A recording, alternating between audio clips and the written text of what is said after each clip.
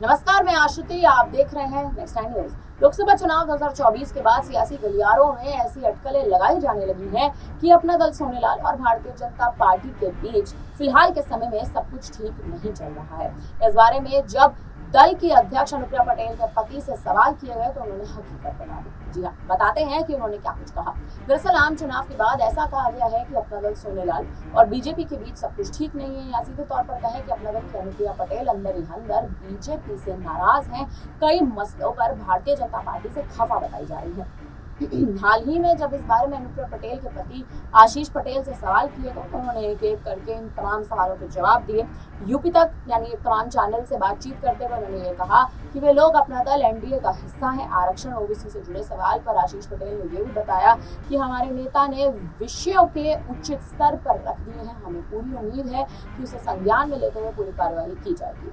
ये पूछे जाने पर कि सीएम योगी आदित्यनाथ की बुलाई मीटिंग में अनुप्रिया पटेल और आप आखिर क्यों नहीं गए थे, इस पर भी आशीष पटेल ने अपना सीधा बयान दिया। उन्होंने साफ तौर पर कहा, नहीं मैं तो गया था, मैं कल भी मीटिंग में था।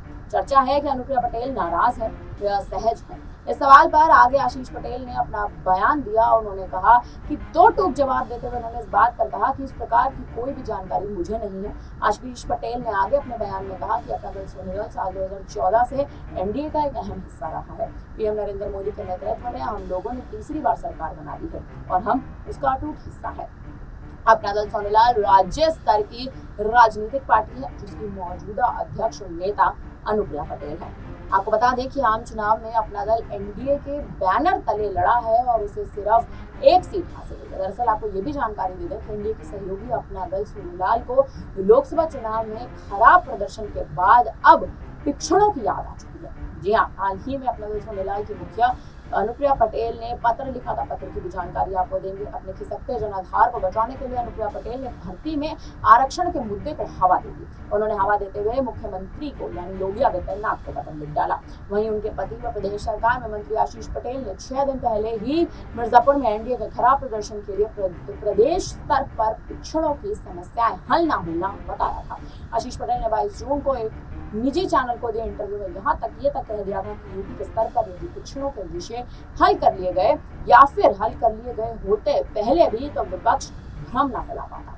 79,000 शिक्षक भर्ती हो या फिर दूसरे विषय इन्हें समय रहते हल कर दिए होते तो ऐसी स्थिति ना देखनी पड़ती।